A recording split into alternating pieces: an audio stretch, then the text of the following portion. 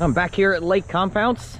The last time I was here, I had made the comment that the $13 parking charge was too much, that parking ought to be free, especially since it's a gravel parking lot. And I guess they listened to me. It's no longer $13, it's $30. This is a pretty small amusement park for it to be $30 parking. However, with my Palace Entertainment Platinum Pass, it was free. That's just the way you got to do it. If you're coming to these Palace Entertainment parks, Kennywood, Idlewild, Dutch Wonderland, Storyland, Lake Compounce, do it all in one trip, get yourself a Platinum Pass.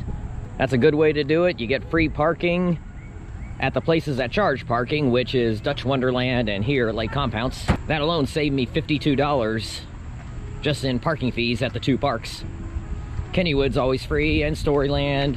I think I messed up because I was given a preferred parking slip, but at the split beyond the parking gate, there was nothing about preferred, so I just followed everyone else. So I got a preferred parking slip, but I believe I'm in general parking. That's where everyone else was going anyway, and no one checked my slip. So, but there was nothing that said preferred parking to turn off to the right, but I guess I was supposed to do that. That's okay, I can handle the walk. So as far as the Palace Entertainment Platinum Pass goes, to get admission here, this has been the messiest park of them all. No one really knows what to do. And so I went to the front gate, and of course it didn't scan because the systems aren't integrated. But the lady at the front gate, she understood. She's seen it all season, so she just waved me on through. Because to try to get that to work right just gets real messy, and they don't really know what to do with it here, it seems. Kennywood did, and Dutch Wonderland, they just gave me a comp ticket at guest relations. But here, they didn't really know what to do. But that's okay, it all worked out. So Phobia Fear Coaster will open at 1 p.m. It will open, that's the important part. It's almost like an alpine coaster with how it just hugs the ground on the lift hill. You see the Titan track right in front of us.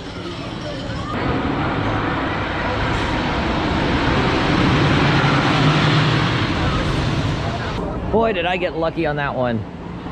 The Fast Pass people did not take the front row, and no one else did either when they came into the station. So there was one row left, the front row, and I got it. I've heard that the front row is the best row on this ride. Had a lot of really good floater airtime, and then there were two moments near the far turnaround, before the far turnaround, that gave a really strong pop of airtime. That was pretty much ejector. Not El Toro level, but still really good, really strong. I have done this ride, the drop tower. I think it's called Downtime. 55 minutes until Phobia Fear Coaster opens. Been waiting forever to get that credit.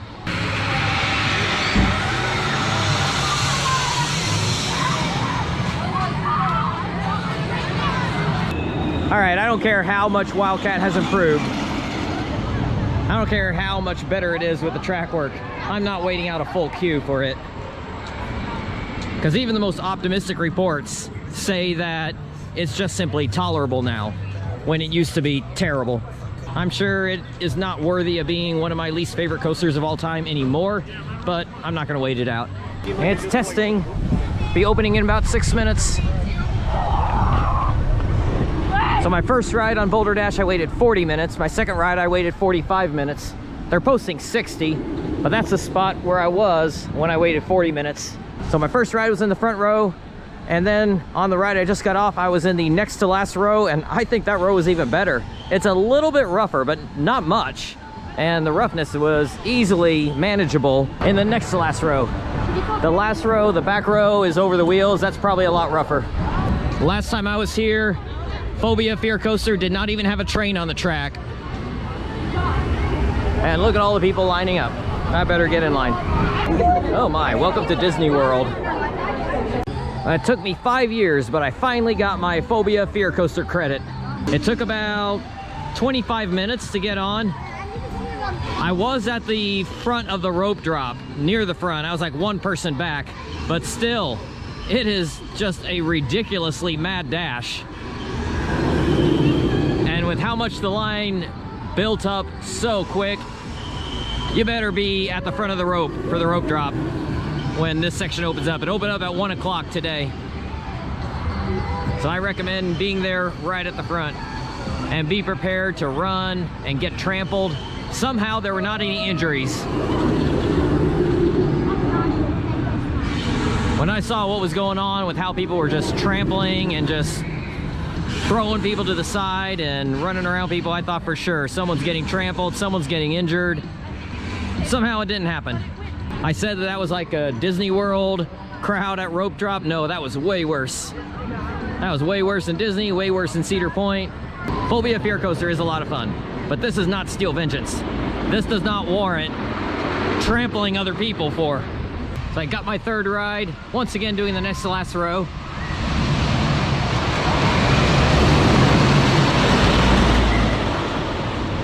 So the question is, will this move up in my rankings? It will a little bit. I still kind of hold true to what I had said before, that it is quite overrated. The airtime is, for the most part, very mild floater, even some non-existent. And then you have those two moments that are really good. It's a simple layout, just out and back with a bunch of hills. Not a whole lot of laterals, just on the far turnaround really. But there is one moment on this return run where you do get a lateral jolt. But overall, it's not as crazy of a ride as something like Shivering Timbers. That's something that I would relate it to as far as just being a simple out and back with a bunch of hills. Shivering Timbers is way crazier than this. Far stronger airtime, but also a lot rougher. Boulder Dash did not really feel that rough at all to me. Only a couple spots did I really feel it shake, but that was easily manageable. Didn't give me a headache or anything like that. Of course, I did just ride El Toro 11 times yesterday, so I think all my neck and back muscles are strengthened up after that. I found the other spot with the steel Titan track. So the Titan track ends right there, switches back over to the wood track. So we got Titan track for the entirety of this hill. I'm walking in reverse from the direction that the train travels in. So it looks like it's mostly this valley, and then over that hill is Titan track. And you definitely notice how smooth it is over that.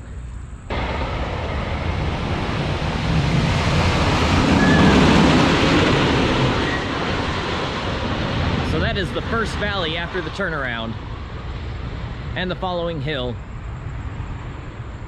It might not be the most forceful wood coaster that CCI ever made, but the setting is phenomenal. That's what really makes this ride stand out. That's why some people overrate this so much, because of the setting. And I understand that, but I still don't know if it would make my top 100. It definitely doesn't beat out Shivering Timbers. It might not even beat out Wolverine Wildcat, because I think Wolverine Wildcat has better airtime than this. And I'm wearing my Grizzly shirt from King's Dominion. That definitely has better airtime than this. I definitely like Grizzly more.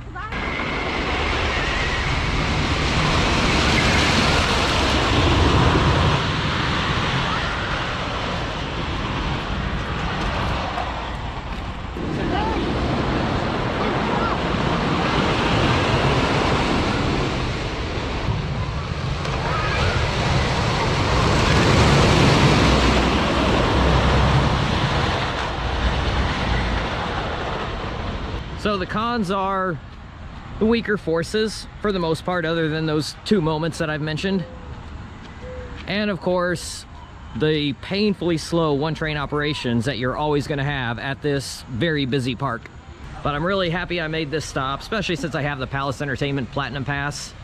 I think if I would have spent $30 on parking and $50 for a ticket, 80 bucks, just to get a few rides on Boulder Dash and get the Phobia credit, that might have felt a little overpriced. Since I have the Palace Entertainment Platinum Pass, it made it all right.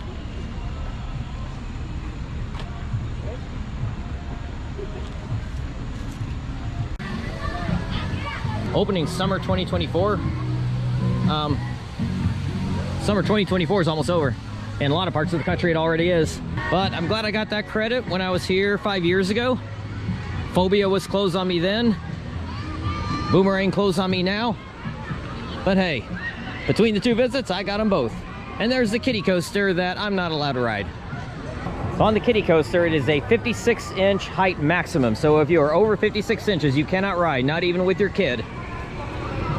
So if you think you're getting the credit by riding with your kid, it's not going to happen. The kids got to ride by themselves. For any kids out there who are approaching 56 inches, you better get this credit while you can.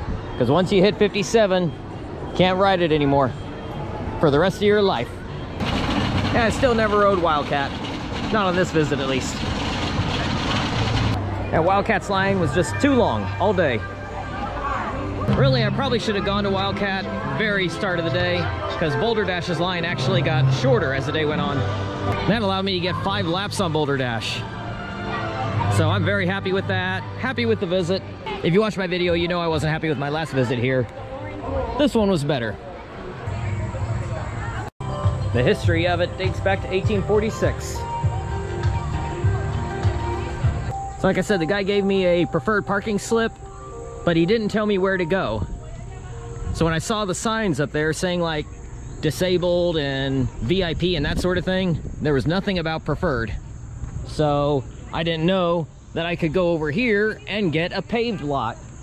So I followed the crowd to the gravel lot. I don't care about the extra steps walking, but I hate driving on that gravel. If I took ownership of this park, my #1 priority would be to pave this parking lot. Now the handicap spots are paved, but where we're parked, no, all gravel. And of course doing Lake Compounce and Six Flags New England on the same day. And how about that for the sight to greet you as you come up the stairs, Superman's Lift Hill. It's been 5 years since I've been here. It's 5 years too long. Like outside of Kingsland. That's an empty train. Don't like to see that.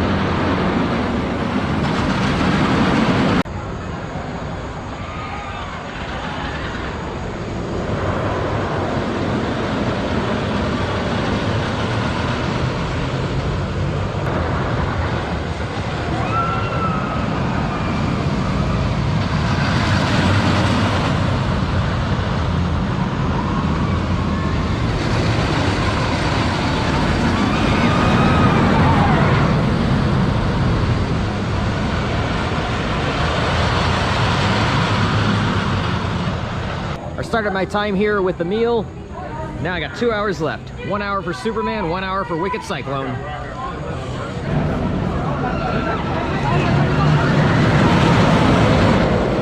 Well, thanks to Flash Pass, got 5 rides in an hour. Did 3 towards the front, 2 in the back car. I think the airtime is better in the front. You get that sharp ejector, that sudden ejector that I love so much. You got that setting along the Connecticut River. It is so beautiful. You got the Superman music playing. This is just like the perfect ride. It is smooth. It's not going to give you any kind of a headache. It's very re-rideable. The lap bars are awesome. For people who have criticized these lap bars on this, I don't get it. It's a lap bar. What is wrong with it? Like, I'm serious. Like, I have no idea what you're talking about. Those lap bars are awesome. In fact, I would actually even make the argument that I like these lap bars more than the T-bars. I like where they sit on your lap. They're just kind of perfect. I have absolutely 0 issues with those lap bars, so I don't understand what people are saying.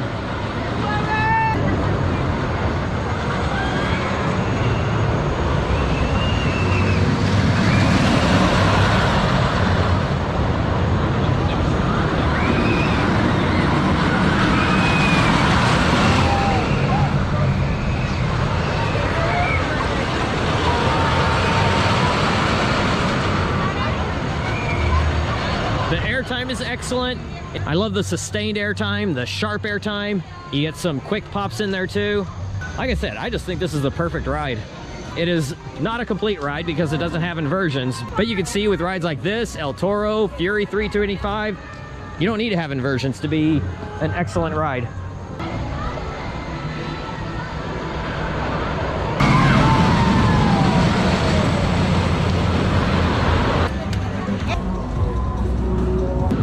Another one I've been really looking forward to getting back on.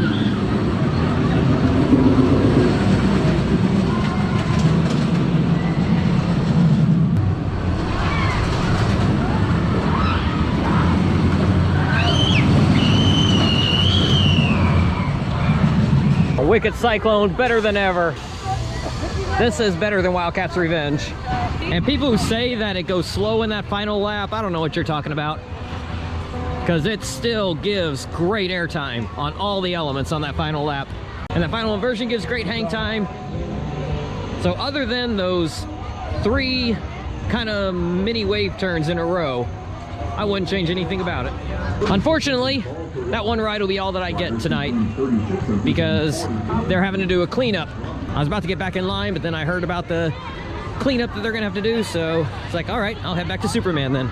Oh, that was so cool. Just got next to last ride of the night on Superman the Ride in the front row. That was a great way to end the night. 7 laps today in 2 hours, 1 on Wicked Cyclone. Not a bad way to spend 2 hours. You know, Lake Compounce was fine, but this was way better, as usual. But I will be back here, just not tomorrow. I'm going to Canopy Lake Park tomorrow, and then some of the other parks in Maine, New Hampshire, Vermont. Actually, Vermont is just mountain coasters. But I'll be back here sometime next week.